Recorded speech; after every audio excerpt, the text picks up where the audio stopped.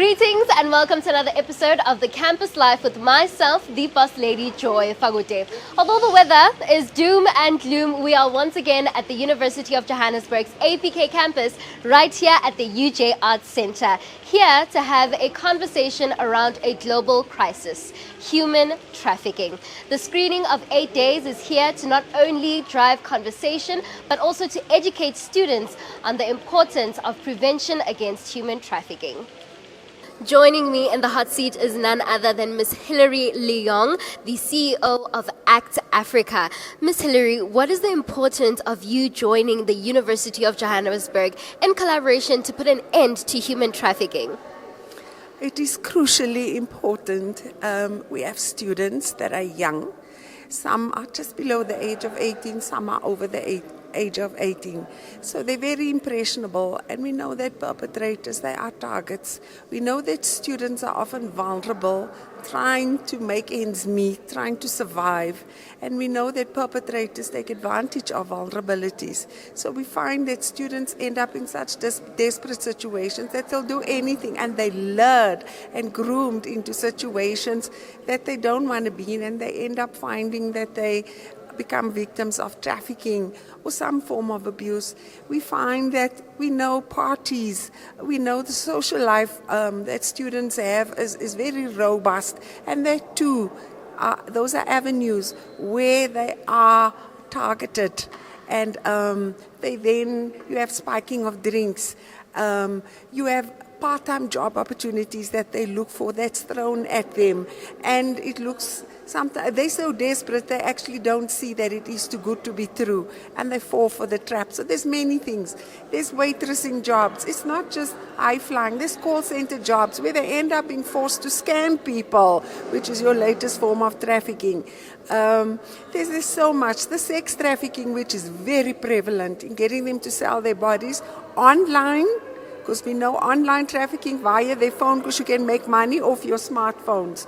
You make money off it. So with that, they end up in situations where they end up having to sell themselves, sending nude pictures of themselves, etc. And then it ends up in a meeting where they then get taken, and they can come to university and back, and yet they are trapped in this vicious, cruel world called human trafficking. So this is why it's so important, and I'm so glad that UJ has taken this very strong stand, and that the Vice Chancellor has come out so strongly against human trafficking. So as ACT Africa, we're very proud, we're very humbled to have partnered with University of Johannesburg to make that impact even greater and stronger in stamping out these evils and making students aware and giving them the education and the tools needed to recognize what is being presented to them, so they can step away, they can say no, they can avert what possibly could be very life-threatening, and take their lives and change their whole lives, with their whole humanity and them as a person, their rights as a person is stripped completely, and they end up in that cycle and not where they're meant to be, what they're studying for. They end up getting lost in drugs, human trafficking, and all vices of crime, because they find there's no way out, because we know threats go along with it. It's not just to get into it and you have a choice to get away. Once you're caught up in it, these people don't leave you alone. So through fear, they also end up staying in these things. So it's vitally important that today is happening, and that we have government departments. I'm very, very, very disappointed that the Department of Home Affairs Ministry did not, despite numerous emails, even today I WhatsApped the PA. All we got was read receipts, one email back that the minister can't make it. We asked for a representative of Home Affairs to come, a read receipt. What did we get here? Our WhatsApp call and send a message to the PA, Carly van Wyk. No response at all. I think that is not on. We have various government departments that have come on board. We have a diplomat from the Ethiopian embassy in the wake of what's just happened with the rescue of the Ethiopians in our country, that's taking the time to come. Department of Home Affairs can't send one person from the ministry. We want the ministry. That for me is very disappointing as a country because they play a huge role. Because our students travel and we have students traveling in to the country from various places across Africa and even across the waters globally. So yeah, it's very important. Big ups to you, Jay, and thank you for choosing ACT Africa to be your partner in this fight against human trafficking as well as gender-based violence. Thank you very much. It is very indeed true that we are here today to combat none other than human trafficking. It is something that affects the globe as a whole, and even so, more so rather, young individuals, as many of us here in this room.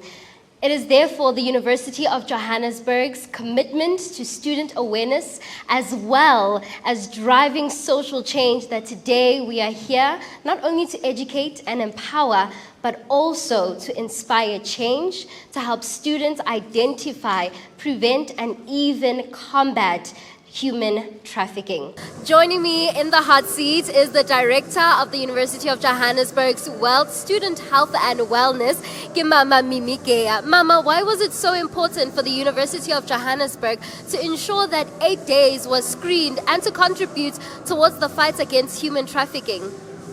Thanks for being here and also assisting us in making sure that the university environment and the community at large is aware of this humongous task that is in front of us.